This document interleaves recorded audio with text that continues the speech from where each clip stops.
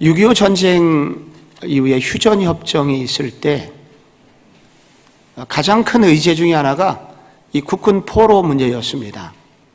그래서 이제 북한 정부하고 남한 정부, 유엔이 이제 합의를 했는데, 그때 북에서 남으로 소위 송환된 그 국군 포로가 약 8,000명 됩니다. 근데 실제는 8만 명 정도 돼요, 포로가. 그런데 그 북한 정부에서 그 사람들이 많이 있었지만은 북한 사회가 너무 좋아서 자발적으로 북한에 남기로 했다. 그래서 이 8,000명 외에는 한 명도 더 이상 포로가 없다.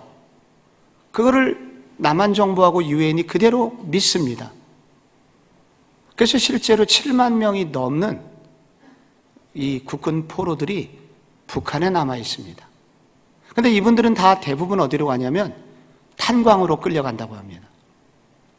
대부분 아오지 탄광, 두만강 근처에 있는 아오지 탄광으로 끌려가는데, 거기서 지금까지 죽었는지 살았는지 알지 못하고 죽어간 많은 분들이 있습니다. 약 20년 전에, 그러니까 끌려간 지 45년 만에 너무 배가 고파서 결국은 45년 견디다가 탈출하신 국군 포로가 있습니다. 장무한 씨라고. 이분이 1998년에 두만강을 넘어가지고 소위 탈북을 했습니다. 목숨을 걸고요. 그래서 이제 이분의 그 고백 때문에, 간증 때문에 더 많은 그 국군 포로들의 현실을 알게 되었습니다. 아오지 탄광에 끌려가는 것은 생각보다 훨씬 잔인하고 무서운 일인데, 겨울에 기본적으로 평균 추위가 영하 30도인데 옷은 딱 한 벌만 준답니다. 근데 봄, 여름, 가을, 겨울 그 한 벌을 가지고 계속 입는 거예요. 먹을 것을 제대로 주지 않고. 그래서 쥐를 잡아먹는 병사들이 있고, 산에 가서 나무를 뜯어 먹다가 급사해 죽은 사람도 있고, 탄광이다 보니까 갱도가 무너지는 일이 자주 있는데, 갱도가 무너져도 구해낼 줄 생각을 하지 않고, 그래서 거기 흙더미에 파묻혀서 죽어간 많은 이들이 있었다고 합니다. 그런데 그런 고난 속에서도 딱 한 가지 생각, 분명 우리를 데리러 올 거야. 이제 포로 교환 문제가 이제 서로 논의 중에 있으니까 우리를 곧 찾으러 올 거야. 근데 1년 반 만에 들려온 소식은 포로 귀환 논의는 끝났다. 그런 슬픈 절망의 소식이었다고 합니다. 45년 만에 이분이 이제 목숨을 걸고 두만강을 넘어가지고 목숨이 위태로우니까 주중 한국 대사관에 전화를 했다고 합니다. 어떻게 번호를 알아가지고. 저 국군 포로인데, 저 국군 포로 장무환인데 저 좀 어떻게 도와줄 방법이 없나요? 근데 그때 여직원이 전화를 받았는데 딱 한마디 했다고 합니다. 없어요. 그리고 전화를 끊어버린 거예요. 그래서 이분은 더욱 소망이 없게 되었는데, 이게 너무 부끄럽고 너무 슬픈 소식이죠. 그런데 다행히 이 중국의 그 연락책을 통해서 한국의 가족에게 알려주었고, 그래서 결국은 많은 각고의 노력 끝에 이분이 결국은 탈출에 성공하여 한국에 오셨다가 2014년경에 소천을 하시게 되었습니다. 그런데 지금까지 90 가까이 되신 분들인데, 그분들이 살아있는 분이 현재도 500명 정도 되고 있다고 합니다. 제가 이것을 한 텔레비전 프로, SBS의 그날이라는 프로에서 그냥 보다가 너무 눈물이 나고, 그런 분들의 삶이 너무 애처로워가지고 제가 적어놨습니다. 제가 그 프로를 보면서 이런 생각이 들더라고요. 이렇게 억울하게 죽어가신 분들의 그 눈물은 어떤 의미가 있나? 이분들은 도대체 누가 기억을 해줄 것인가? 누가 그 눈물을 기억해주고 그분들의 이름을 누가 기억해줄 것인가? 왜 국가는 그들의 이름을 기억해주지 않나? 왜 그들을 찾으려고 하지 않나? 이런 너무도 안타까운 그런 생각이 들었습니다. 여러분, 이런 상황 속에 있는 분들이 바로 BC 540년경 바로 남유다의 바벨론 포로들이었습니다. 포로로 끌려가가지고 70년이 됐잖아요. 그래서 그들은 이제 더 이상 잊혀진 존재라고 생각했습니다. 아무도 나를 기억해 주지 않을 거야. 그렇게 생각을 했습니다. 그래서 소망이 없다고 생각했고 늘 절망하고 살았습니다.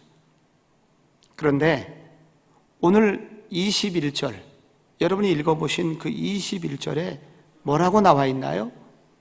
야곱아 이스라엘아 하면서 그 뒷부분에 이스라엘아 너는 나에게 잊혀지지 아니하리라.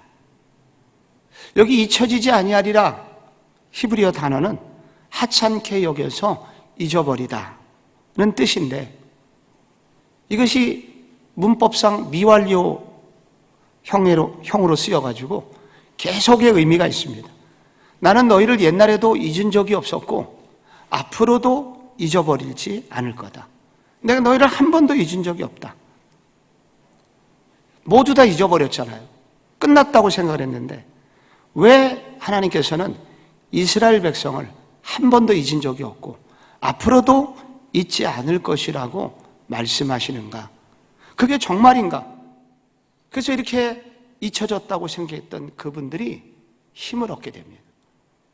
하나님께서 왜 그 유다 백성들을 잊어버리지 않겠다고 하셨는지, 그것이 오늘 그 이유가 본문에 나오고 있습니다. 그것이 바로 21절에 나와요. 여러분 21절을 한번 다시 한번 읽어볼게요. 21절 시작. 야곱아 이스라엘아 이 일을 기억하라. 너는 내 종이니라. 내가 너를 지었으니 너는 내 종이니라. 이스라엘아 너는 나에게 잊혀지지 아니하리라. 아멘. 여기 야곱은 너무 인간적인 모습의 야곱이죠. 이스라엘아 할 때 이스라엘은 변화된 야곱, 하나님의 꿈을 이루는 하나님의 백성으로서 살아가는 야곱, 그게 이스라엘이죠. 성화된 야곱입니다. 그런데 이스라엘의 형태가 야곱이 될 때도, 그리고 조금 성화되어서 이스라엘로 살 때도 어느 때든지 하나님께서는 잊지 않으신다는 것입니다. 왜 잊으시지 않냐면은 거기 중요한 단어가 내가 너를 지었으니, 내가 너를 지었으니 너는 내 종이니라. 여기 지었다고 하는 단어는 어떤 재료를 가지고 만드는 것입니다. 그래서 이 단어는 창세기 2장 7절을 떠올려요. 하나님께서 인간을 만드실 때 흙으로 사람을 만드시고 그리고 그 귀에 생기를 불어넣으셔서 이렇게 사람을 만드셨죠. 그래서 이 지으셨다고 하는 것은 이렇게 어떤 재료를 가지고 만드는 것입니다. 그런데 이렇게 만들다는 것은 한 번으로 끝나는 단어만이 아니라, 그래서 이스라엘 야곱이 생긴 게 아니라 이스라엘 민족을 이루시기 위해서 하나님이 어떤 수고를 하셨나요? 아브라함을 부르시고 이삭과 야곱을 부르시고 12아들을 주시고, 그리고 그들을 다시 실패하고 넘어질 때마다 다시 일으켜 세워주시고 70명을 애굽으로 가게 하시고, 그리고 400년 동안 애굽 땅에서 큰 민족을 이루게 하시고 출애굽하게 하시고, 그리고 시내 산에서 언약을 맺으셨죠. 언약을 맺으실 때 출애굽기 19장 4절에 보면은 내가 너희를 독수리 날개로 업어 내게로 인도하였음을 너희가 보았느니라. 세계가 다 내게 속하였나니 너희가 내 말을 잘 듣고 내 언약을 지키면 너희는 모든 민족 중에서 내 소유가 되겠고 너희가 내게 대하여 제사장 나라가 되며 거룩한 백성이 되리라. 너는 이 말을 이스라엘 자손에게 전할지니라.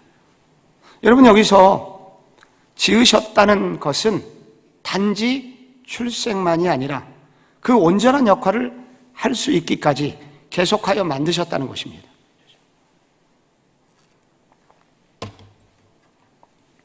그러니까 여기에 임신, 출생, 그리고 양육, 이런 고단한 과정을 통해서 그러니까 이스라엘 민족을 만드셨다는 것입니다.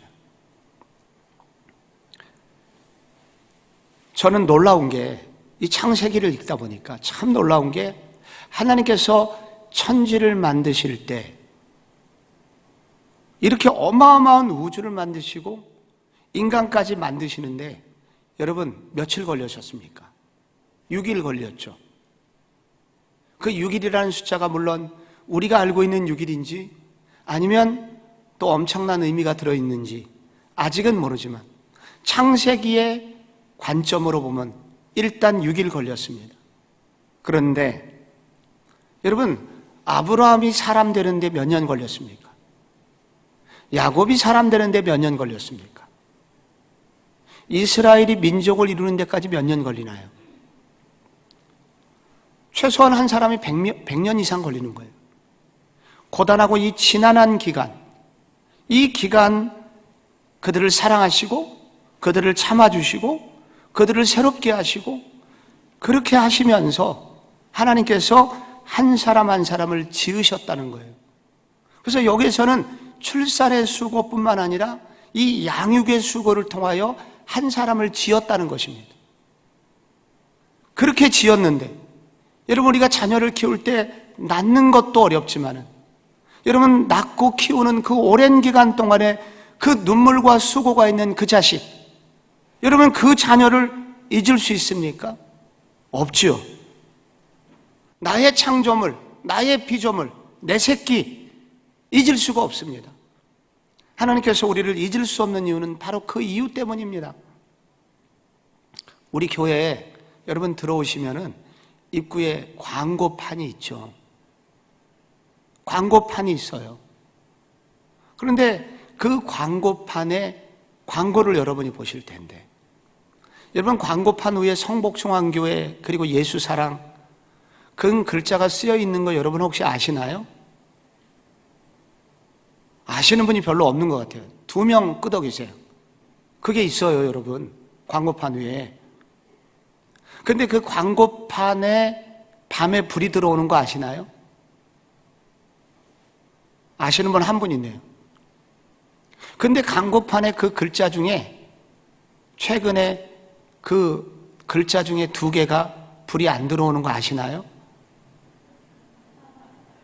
여러분은 모르실 거예요. 근데 이 자리에 그거 아는 사람이 한 분이 계십니다.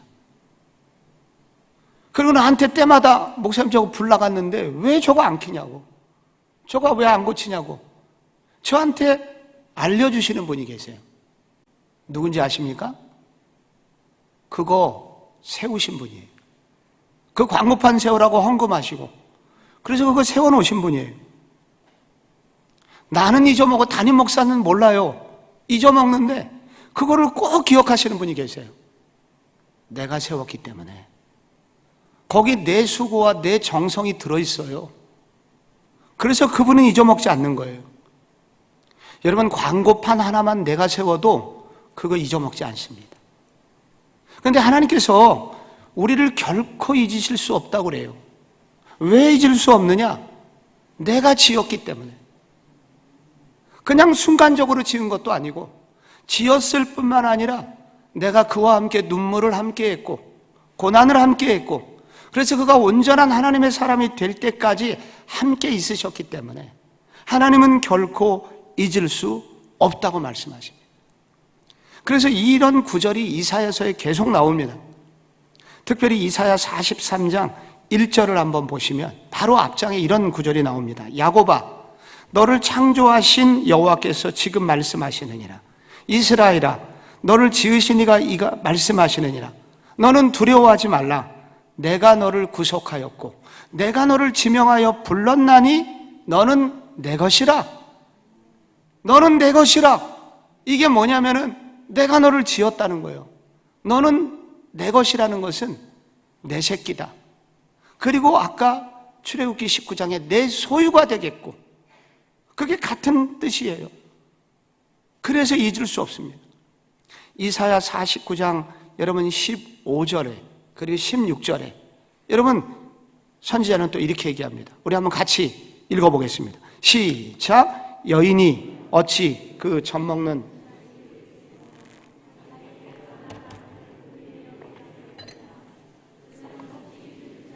나는 너를 잊지 아니할 것이라. 내가 너를 내 손바닥에 새겼고 너의 성벽이 항상 있나니. 여인이 어찌 그 젖 먹는 자식을 잊겠으며 자기 태에서 난 아들을 긍휼히 여기지 않겠느냐. 잊을 수가 없죠. 그런데 그들이 혹시 잊을지라도 나는 너를 잊지 아니할 것이라. 요즘 정신 나간 엄마들이 조금 있죠. 요즘 게임에 빠져가지고 무슨 문제 때문에 가끔 자식을 잊어버리는 그런 분들이 있어요. 너희는 혹시 잊을지라도, 그런 것은 정말로 잊기 힘들지만은 너희는 혹시 잊을지라도 나는 너를 잊지 아니하리라. 내가 잊어먹지 않기 위해서 너희들의 이름을 내 손바닥에 새겼다 라고 주님이 말씀하십니다. 바울은, 제가 어저께 고린도 그 후서를 성경대학 시간에 함께 나눴는데 고린도 교회가 문제가 많이 있었습니다. 그러나 바울은 그 고린도 교회를 포기할 수 없었습니다. 많은 상처를 입었습니다. 교회로부터 속이 뒤집혔습니다. 그런데 바울은 포기할 수 없었습니다. 오히려 다시 그들을 해산의 수고를 하면서 다시 그들을 낳겠다고 그렇게 말합니다. 왜 그러냐면은 주님께서 나를 그렇게 낳아주셨고 나를 지으셨기 때문에, 내가 너희 속에 그리스도의 형상을 이루기까지 다시 너희를 위하여 해산하는 수고를 할 것이다 라고 바울은 고백을 합니다. 하나님께서 결코 우리를 잊으시지 않습니다. 왜냐하면 하나님께서 우리를 낳으셨고 우리를 지으셨기 때문입니다. 두 번째 이유가 있습니다. 왜 잊지 않으십니까? 이렇게 질문하는 그들에게 구속받은 존재이기 때문이다. 22절 우리 한 번 더 읽어보겠습니다. 22절 시작. 내가 내 허물을 빽빽한 구름같이 내 죄를 안개같이 없이 하였으니 너는 내게로 돌아오라. 내가 너를 구속하였음이라. 안개가 끼면은 시야가 가려집니다. 이것은 하나님과의 관계에서도 마찬가지, 인생의 길을 잃어버리게 만듭니다. 이렇게 안개처럼 빽빽하게 우리를 앞길을 막는 장애물은 무엇입니까? 죄죠. 그 죄가 우리의 길을 잃어버리게 만듭니다. 그런데 아침에 해만 뜨면은 그 안개가 어디로 사라졌는지 사라지는 것처럼 우리 주님께서 하나님과 우리 사이를 가로막고, 그리고 하나님이 우리를 보지 못하게 하는 그 무서운 죄를 하루아침에 하나님이 다 해결하셨다고 하는데, 그 해결의 방법이 내가 너를 구속하였음이니라. 구속하셨다는 거예요. 구속하셨다는 것은 이게 우리가 계속 듣고 있는 단어 고엘, 무르다라는 겁니다. 구원시키다라는 겁니다. 친척이 곤란한 지경에 빠져 있을 때 그 인자한 친척이 자신의 재산을 처분해서 그 친척의 빚을 갚아주고 잃어버린 땅이나 신분을 찾아주는 것입니다. 내가 너를 구속하였다 하는 것은 바로 그런 뜻입니다. 하나님께서 여러분 이스라엘 백성들 출애굽시키실 때 여러분 어떻게 했습니까? 하나님께서 바로와 10번의 전쟁을 치렀습니다. 그 10번의 전쟁을 통해서 그를 굴복시키고, 그리고 6월절 어린 양들을 희생시키셨습니다. 그리고 나서 이스라엘 백성들을 구해 주셨습니다. 이게 구속입니다. 그래서 이스라엘 백성들은 자유를 얻게 되었던 것입니다. 그런데 마찬가지로 우리는 어떻게 구원받았습니까? 예수님께서 이 땅에 오셔서 하나님의 아들이 인간이 되셨을 뿐만 아니라 33년간 이 땅에서 인간으로서 말로도 할 수 없는 고난을 겪으셨고, 그리고 겟세마네 동산에서 치열한 영적 전투를 치르시고 처절한 외침 속에서 그분이 6월절 어린 양이 되어서 희생되셨죠. 그 값비싼 희생으로 구원받았기에, 그래서 우리는 존귀한 존재로 구원받을 수 있게 된 것입니다. 잃어버렸다가, 우리가 처음에는 하나님의 피조물로 창조되었지만 그러나 우리의 죄 때문에 잊어버린 바 되었다가, 그러나 바로 하나님의 아들의 이 희생과 수고로 말미암아 다시 찾게 되었으니 하나님께서는 우리를 결코 잊을 수 없는 존재라고 말씀하고 계십니다. 세계에서 제일 비싼 바이올린 여러 개 있죠. 과르네르라는 그런 바이올린도 있고, 스트라디바리우스라는 그런 바이올린이 있습니다. 이 스트라디바리우스라는 이 바이올린은 한때 경매에서 바이올린 한 대가 172억 원에 낙찰이 된 적이 있습니다. 그러니까 이게 세계에서 몇 대 안 되는 것인데 엄청난 바이올린이에요. 그런데 2010년도에 영국에서 활동하고 있는 우리나라 바이올리니스트 김민진 씨가 있는데, 이분이 영국 유스턴역에서 이 바이올린을 도난을 당하게 됩니다. 샌드위치 가방 놓고 샌드위치만 시키고 고개를 돌렸는데 그 사이에 바이올린이 없어진 거예요. 그런데 그때 그 바이올린은 시가 23억 원짜리 였습니다. 그거를 순간 잊어버린 거예요. 여러분은 어떻게 됐겠습니까? 그분의 인생이 어떻게 됐겠습니까? 그런데 놀랍게 2년 만에 찾았습니다. 영국 경찰에 계속 포기하지 않는 그런 활약 때문에 결국은 경찰관들의 도움으로 결국은 이 바이올린을 찾게 되었는데, 이 사람은 이 바이올린이 이렇게 비싼 줄 모르고 고물상에 가서 20만 원 받고 넘기다가 그래서 이 바이올린을 찾게 되었습니다. 여러분, 이 바이올린을 다시 찾게 된 김민진 씨는 그 바이올린을 어떻게 여겼겠습니까? 이분이 옛날에도 귀중히 여겼지만은 다시 찾게 된 바이올린을 어떤 심정으로 가지고 있겠습니까? 가지고 있겠습니까? 모시고 살겠습니까? 우리가 왜 그렇게 존귀한 존재가 되었고 우리 주님께 잊을 수 없는 존재가 되냐면, 우리는 한때 버려진 존재였지만 엄청난 희생을 통해서 복귀된 존재이기 때문에, 우리는 엄청난 희생의 대가를 치르고 회복된 존재이기 때문에 우리는 하나님께 잊어버릴 수 없는 존재 되었다고 말씀하십니다. 마지막으로 또 하나 있습니다. 왜 잊혀진 존재가 아니냐면은, 하나님께서 결코 잊을 수 없는 존재라고 말씀하시냐면 하나님께서 예배를 받으시는 유일한 존재이기 때문입니다. 23절에 여러분 그 구절이 나옵니다. 우리 다시 한번 또 읽어보겠습니다. 시작. 여호와께서 이 일을 행하셨으니 하늘아 노래할지어다. 땅의 깊은 곳들아 높이 부를지어다. 산들아 숲과 그 가운데 모든 나무들아 소리내어 노래할지어다. 여호와께서 야곱을 구속하셨으니 이스라엘 중에 자기의 영광을 나타내실 것이미로다. 여기 노래하라 하시면서 내가 너를 구속하였으니 이스라엘 중에 자기의 영광을 나타내실 것이라고 합니다. 바로 구원받은 자들의 찬양을 통해서 영광을 받으실 것이다 라는 의미입니다. 하나님께서는 아무리 좋은 노래가 있어도 모든 피조물들의 노래를 다 받으시는 것이 아닙니다.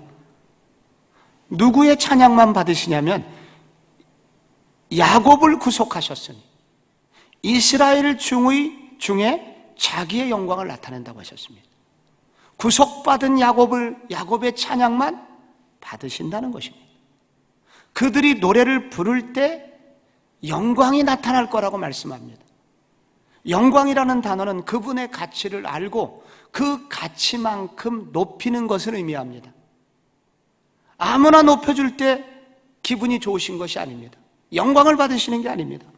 오직 구원받은 자들의 찬양과 구원받은 자들이 목소리를 높일 그때만 하나님께서는 영광을 받으시겠다고 합니다. 하나님께서 우리를 지으신 최종 목적지가 있습니다. 우리를 왜 지으셨냐? 그게 바로 본문 지금도 읽었고 바로 앞장 이사야 43장 7절과 21절에 강조됩니다. 이것도 한번 같이 읽어보시겠습니다. 시작. 내 이름으로 불려지는 모든 자 곧 내가 내 영광을 위하여 창조한 자를 오게 하라. 그를 내가 지었고 그를 내가 만들었느니라. 21절. 이 백성은 내가 나를 위하여 지었나니 나를 찬송하게 하려 함이니라. 아멘. 지상에서 유일하게 하나님을 만족시킬 수 있는 존재가 구속받은 야곱이기 때문에 하나님께서는 우리를 그렇게 지으셨기 때문에 우리를 잊으실 수 없는 존재라고 말씀하고 계십니다. 이제 여기서 중요한 게 있습니다. 그래서 어쩌란 말이냐? 여러분, 주님께서 우리를 이렇게 잊을 수 없는 존재라고 말씀하십니다. 결코 잊을 수 없는 존재라고 말씀하십니다. 그래서 우리는 이 본문이 우리에게 던지는 도전이 있습니다. 내가 너를 그렇게 잊을 수 없듯이 너를 기억하고 너를 생각하고 그렇게 했듯이 너도 누군가를 기억하는 존재가 되어라. 그래서 결국은 우리들이 나와 너가 모인 우리라는 이 공동체, 교회는 바로 누군가를 기억해주는 공동체가 되어라 라고 도전을 하고 계신 것입니다. 요한복음 10장에 보면은 예수님 얘기가 나옵니다. 예수님께서 본인을 선한 목자라고 소개하셨습니다. 근데 거기 선한 목자라고 하시면서 선한 목자의 역할을 여러 역할이 있는데 그분이 앞부분에서 강조하는 게 그것입니다. 그가 자기 양의 이름을 각각 불러내어 인도하느니라. 여기에 나오는 목자는 100마리 이상의 양들을 목양하는 목자입니다. 아침에 하루를 시작할 때 우리에 있던 100마리 양 혹은 200마리 양들을 밖으로 나오게 합니다. 그때 여러분 상상할 수 없는 일이 벌어집니다. 보통 사람들은 워이 뒤에서 회초리 드는 소리가 들리고 뒤에서 몰아서 다 나오도록 그렇게 할 것이라고 생각합니다. 그러나 이스라엘의 선한 목자들은 보통 어떻게 하냐면은 양에게 다 이름을 붙여갖고 양 이름 한 마리 한 마리를 다 불러낸다는 거예요. 눈이 크면 왕눈이라고, 귀가 크면 보청기라고, 그리고 몸이 좀 크거나 코가 크면 미국인이라고. 그러니까 각각 이름을 다 붙여놨기 때문에 그 양 한 마리 한 마리의 이름을 다 부르는 것입니다. 그러면서 각각 인도하여 내느니라. 각각이란 단어가 나와요. 선한 목자이신 예수님께서는 오늘도 우리의 이름을 각각 이렇게 부르시는 분이라는 거예요. 우리도 예수님께서 날마다 우리의 이름을 불러주신다는 거예요. 여러분, 예수님께서 사람을 부르실 때, 사람을 보실 때, 그 많은 사람 중에 예수님은 꼭 이름을 부르셨습니다. 누가복음 19장에 보면은 뽕나무에 위에 있는 청년을 보셨죠. 어이 청년 내려와, 이렇게 말씀하지 않으시고 여러분 어떻게 부르셨습니까? 삭개오야 내려와라, 이름을 불러주셨죠. 무덤 속에 썩어가지고 시체가 되고 나흘이 됐는데 시체야 나와라 그러지 않으시고 나사로야 나오너라 그렇게 하셨죠. 베드로를 향하여 바요나 아들 시몬아, 내가 복이 있도다. 주님은 그렇게 이름을 불러주셨죠. 그 이름을 불리운 사람들이 결국은 어떻게 되었냐면 삭개오가 새 사람이 되어서 나중에 교회를 설립하는 종이 되었고, 죽은 나사로는 부활하여 간증자가 되었고, 시몬은 교회 설립자가 되었습니다. 주님께서 우리의 이름을 불러주셔서 사람들은 변화되었고, 그런 사람들이 모인 교회는 누군가의 이름을 불러주는 공동체가 되어야 한다는 것입니다. 제가 참 좋아하는 시, 여러분도 좋아하실 김춘수의 꽃이라는 시가 있죠. 내가 그의 이름을 불러주기 전에는 그는 하나의 몸짓에 지나지 않았다. 내가 그의 이름을 불러주었을 때 그는 나에게로 와서 꽃이 되었다. 여러분, 이게 성경에 나오는 얘기입니다. 그분이 우리의 이름을 불러주기 전에는 그냥 죄인 중에 한 사람이었지만 그가 우리의 이름을 불러주었을 때 다 꽃이 됩니다. 그리고 열매가 됩니다. 그래서 오늘 교회가 해야 될 일은 그 이름을 기억하고 이름을 불러주는 일, 주님께서 나에게 먼저 그 사랑을 베푸셨기에 나도 그 이름을 불러주는 일, 그게 교회가 할 일인 거예요. 제가 부목사 시절에 보통 한 교구에 교회가 좀 커서 600가구 정도 됐습니다. 한 구교 600가구면 우리 교회 전체 다예요. 제가 맡은 교구에 저도 이름을 외우려고 그 명단을 놓고 이름을 열심히 외웠습니다. 또 신방을 하고 그리고 이름을 외우고, 예배 후에 한 성도를 만났습니다. 정병훈 성도인데 이름을 불렀습니다. 아이, 성도님 어서 오시라고. 근데 나중에 그 아내 되시는 최 집사님이 저한테 이런 얘기를 해줬습니다. 이 남편이 교회를 잘 안 다니는 사람이고, 그리고 그 많은 교인 중에 누가 나를 알아준다고 내가 교회를 가겠어. 아는 사람도 없고 교회가 재미가 없어. 그런데 억지로 한번 가자고 그래갖고 그 아내가 그날 소위 끌고 나오셨는데 제가 마당에서 그를 보자마자 이름을 불렀단 말이에요. 매주 교회에 오셔서 내 앞에 나타나시더라고요. 그래서 나중에 집사님 되시고 지금 아마 잘 신앙생활 하실 거예요. 저는 이름을 기억하고 이름을 불러주는 것이 한 사람을 살리는 것이라는 것을 알게 되었습니다. 그런데 우리가 이름을 기억할 수 있는 가장 좋은 방법이 있습니다. 그것은 기도하는 일입니다. 그의 이름을 기억하면서 그의 이름을 불러서 기도하면은 그것이 머리에 기억되는 게 아니라 심장에 기록이 되기 때문에 잊혀지지 않는 이름이 됩니다. 깜빡 잊어먹을 수는 있지만 이름 세 글자는 그 전체 그 내용과 그 모든 것들이 다 기억이 나기 때문에 10년이 지나고 20년이 지나도 잊혀지지 않습니다. 그러므로 교회가 해야 될 일은 당신은 결코 잊혀지지 않은 존재라고 이름을 불러줘야 되고, 그를 위해서 기도해 줄 때 그가 잊혀지지 않는 이름이 되고 다시 살아나게 됩니다. 작년에 우리 교회에서 이웃사랑 나눔운동이라는 것을 하였습니다. 작년에 재난지원금 받았을 때 카드로 저도 정말로 놀랍게 100만 원이 들어와 있었습니다. 그래서 이게 카드로 들어왔지만은 받은 걸로 여기고 온전히 이웃사랑 나눔운동에 헌신해 주실 분 8명이 첫 주에 그렇게 헌금을 전액을 해 주셨고, 그것을 시작으로 해서 많은 헌금이 헌금되었습니다.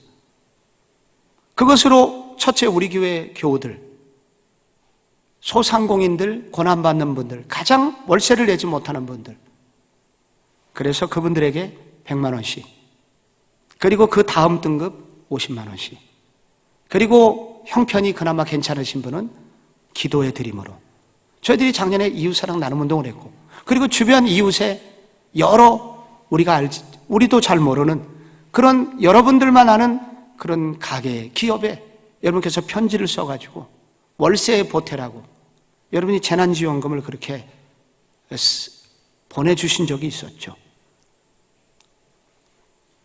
근데 찾아가서 제가 헌금을 전달할 때 그분들이 하나같이 하는 말이 있었습니다. 물론 돈을 받아서 조금 기분이 좋은 것은 있겠지만 그분들이 진심으로 뭐라고 그러냐면은 우리를 기억해줘서 고맙습니다. 나 같은 사람을 기억해줘서 고맙습니다. 전부 다 그래요. 전부 다. 그런데 1년 후에 100만 원을 받으셨던 한 분이 저를 찾아왔습니다. 한 2달 전에. 그 사이에 제가 그때 그 교회에서 저를 기억해줘서 힘을 얻었습니다.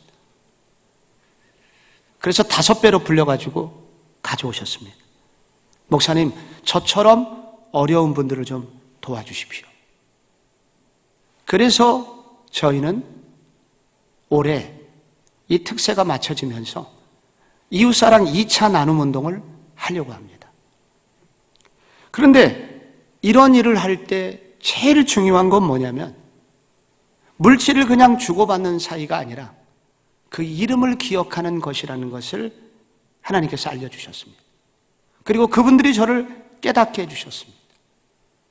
그래서 이것은 헌금이나 물질의 차원을 떠나서 가장 중요한 것은 잊지 않고 있다는 것을 알려주는 것입니다. 그 이름을 불러주는 것, 이름을 기억하고 이름을 불러주는 것입니다. 그래서 저는 우리 교우들에게 오늘 우리 교회 자영업자 224명이 있는데 그 중에 이제 학원이라든지 국가기관과 연관되어 있는 그런 분들은 우선 빼고 130여 명의 명단을 여러분에게 공유하려고 합니다. 이분들의 명단을 여러분께서 한번 읽어주세요. 아, 우리 교회에 이런 분들이 계시구나. 그 상호와 이름을 불러주세요. 우리가 그 이름을 기억하고 불러주면 그때부터 주님께서 일하시리라고 저는 믿습니다. 왜냐하면 우리 주님은 결코 그들을 잊지 않으십니다. 왜냐하면 하나님께서 그들을 지으셨기 때문입니다. 하나님께서 그들을 값비싼 희생을 치르고 이미 예수 그리스도를 희생시키셨고 그들이 구속된 존재이기 때문입니다. 그리고 그들도 그들만이 입을 열어 찬양할 때 주님이 기뻐하시는 존재이기 때문입니다. 그러므로 오늘 우리가 할 일은 그들을 기억하는 것입니다. 여러분, 이번 특세 기간에 여러분 중에 한 사람만 누군가를 기억해 주세요. 누군가 한 사람의 이름을 기억하면서 이름을 불러주세요. 그 이름을 불러주고 기도하시면 우리 주님께서 그들을 기억해 주실 것입니다. 그리고 이렇게 귀한 존재로 사용하여 주실 것입니다. 무엇보다 하나님께서 그렇게 기도하는 우리를 잊지 않으실 것입니다.